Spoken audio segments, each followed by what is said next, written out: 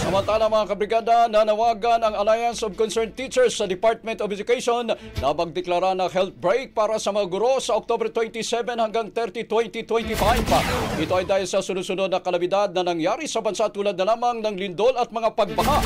Ayon sa ACT, layunin ng mungkahing break na bigyang panahon ng mga guro upang makapagpahinga at makabawi mula sa matinding pagod dulot ng dagdag na trabaho at kakulangan ng pasilidad.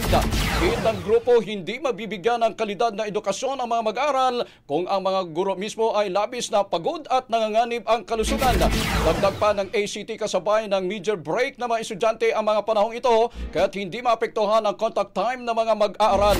Magsisilbi rin nila itong pagkakataon para makapag-inspeksyon ang mga LGUs at mga school administrators sa mga paaralang maaring nasira ng lindol. Dahil dito mga kabrigada, umaasa ang grupo na tutugunan ng DepEd ang kanilang panawagan bilang pagpapakita ng malasakit sa kapakanan ng mga guro at sa bansa.